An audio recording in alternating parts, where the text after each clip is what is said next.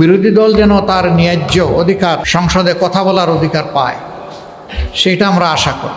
প্রত্যেকটি ন্যায়সঙ্গত ব্যাপারে আমাদের সহযোগিতা সমর্থন থাকবে, কিন্তু দেশ এবং জাতির কোনো ক্ষতি হলে অবশ্যই আমরা প্রতিবাদ করব।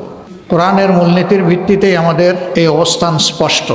আমরা সরকারি দল না বিরোধী দল, এটা আমাদের কাছে বড় বিবেচ্য বিষয় নয়, বরঞ্চ একজন নির্বাচিত সংসদ সদস্য কতটুকু দায়িত্বশীলতার সাথে তারা জাতির সেবায় আত্মনিয়োগ করলেন, মানুষের অধিকার, হারিয়ে যাওয়া অধিকার ফিরিয়ে আনার জন্য লড়াই করলেন, এবং যে অধিকার আছে তাকে সংরক্ষণ করার জন্য তারা তাদের চেষ্টা প্রচেষ্টা অব্যাহত রাখলেন। প্রাতিষ্ঠানিক সকল স্ট্রাকচারই প্রায় ধ্বংস হয়ে গিয়েছে। এগুলাকে ফিরিয়ে আনতে হলে অবশ্যই দায়িত্ব বেশি সরকারি দলের, তাদেরকেই মূল ভূমিকা রাখতে হবে। তারা যদি মূল ভূমিকা রাখেন তাহলে রাষ্ট্রের যে অঙ্গগুলো বিকল হয়ে পড়েছে সেগুলোকে সচল করা সম্ভব বলে আমরা মনে করি। বিচার বিভাগ থেকে শুরু করে সর্বত্র ভয়াবহ বিশৃঙ্খলা তৈরি হয়ে গিয়েছে। এই জায়গাগুলোকে অবশ্যই পরিচ্ছন্ন করতে হবে।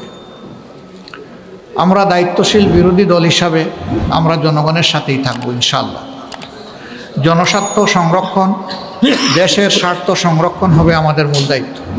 সংসদের দুইটা অঙ্গ, একটা সরকারি দল আর একটা থাকবে বিরোধী দল, এটাই স্বাভাবিক। আমরা তাদেরকে আশ্বস্ত করব, দেশ এবং জাতির স্বার্থে আপনাদের পাশে আছি। আমরা হাতে হাত রেখে কাজ করব। স্বার্থ বিঘ্নিত হলে আমরা আমাদের দায়িত্ব পালন করব। এই পাহারাদারির মধ্য দিয়ে একটা জাতিকে আমরা কাঙ্ক্ষিত গণতন্ত্রের রাস্তায় উঠাতে পারবো বলে আমরা আশাবাদী। আমরা আশাবাদী থাকতে চাই এবং আমরা ইতিবাচক দৃষ্টিভঙ্গি পোষণ করতে চাই।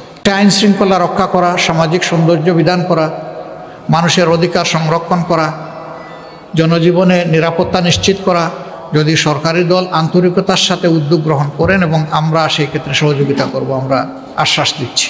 জুলাই আকাঙ্ক্ষার প্রেক্ষাপটে আমরা আমাদের দায়িত্ব পালন করব। আমরা অতীতেও বারবার জুলাই শহীদদের প্রতি গভীর শ্রদ্ধা নিবেদন করেছি, জুলাই যোদ্ধাদের প্রতি শ্রদ্ধা নিবেদন করছি। আজকে আরেকবার জাতীয় সংসদের কার্যক্রম ইনশাআল্লাহ আগামীকাল থেকে শুরু হওয়ার কথা। আমরা আরেকবার তাদেরকে গভীর শ্রদ্ধায় স্মরণ করছি এবং যারা চলে গেছেন আল্লাহর দরবারে তাদের জন্য শাহাদত কামনা করছি। আর যারা আহত ভঙ্গ হয়ে বেঁচে আছেন মহান মাবুদের দরবারে, মহান রবের দরবারে তাদের জন্য সুস্থতা কামনা করছি। এই সংসদ জনগণের প্রত্যাশা পূরণে সক্ষম হবে ইনশাআল্লাহ। কিন্তু যদি জুলাই আকাঙ্ক্ষাকে আমরা ভুলে যাই তাহলে এই জাতির ভাগ্যে বারবার জুলাই ফিরে আসতে পারে। আমরা এটা চাই না। আমরা চাই যে জুলাই যে কারণে ফিরে এসেছে এই কারণটা যেন আর দ্বিতীয়বার তৈরি না হয়। আমরা এখন যে দেশটা, স্বাধীন দেশটা আল্লাহর মেহেরবানিতে পেয়েছি, এটি একসময় পাকিস্তানের অংশ ছিল। 47-এ যারা যুদ্ধ করে সংগ্রাম করে পাকিস্তান তৈরি করেছিলেন তারা অনেক ভালো কথা বলেছিলেন, কিন্তু সেই ভালো কথার প্রতিফলন জনগণ দেখেনি। তারপরেও 47 যে পূর্ব পাকিস্তান ছিল এটাই বর্তমান বাংলাদেশের সীমানা। ওই সীমানা নিয়েই আমরা চলছি। কাজে এটার ভিত রচনা হয়েছে 47। আবার 47-এর যারা সংগ্রামী ছিলেন, রাষ্ট্র পরিচালনার দায়িত্ব পেয়েছিলেন, তারা তাদের দায়িত্বটা নিঃশ্বাস সাথে পালন না করার কারণেই পরবর্তী পর্যায়ে যে বৈষম্য তৈরি হয়েছিল এর বিরুদ্ধে পূর্ব পাকিস্তানের জনগণ তারা ফুঁসে উঠেছিল। 70-এর নির্বাচনে তার প্রতিফলন হয়েছিল। সম্মানিত বন্ধুগণ, ইতিহাসের ধারাবাহিকতায় আজ 26 সালের এই নির্বাচন অনুষ্ঠিত হয়েছে। অতীতে এদেশে সুষ্ঠু গণতন্ত্র প্রতিষ্ঠা হওয়ার কোনো পরিবেশ তৈরি হয়নি। আমরা আশা করি যে আমাদের সমবেত প্রচেষ্টায় সরকারি দল বিরোধী দল মিলে আমরা যদি দায়িত্বশীল আচরণ করি, জাতির প্রতি যদি আমরা দায়বদ্ধতা নিয়ে কাজ করি, তাহলে গণতন্ত্র তার প্রাতিষ্ঠানিক রূপ পাবে ইনশাআল্লাহ।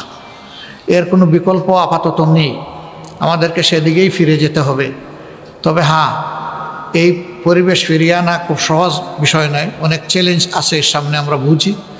চ্যালেঞ্জ যাই থাকুক আমরা মনে করি এটা অর্জনযোগ্য। যদি আমাদের আন্তরিকতা উভয়ের থাকে তাহলে আমরা পারবো ইনশাআল্লাহ।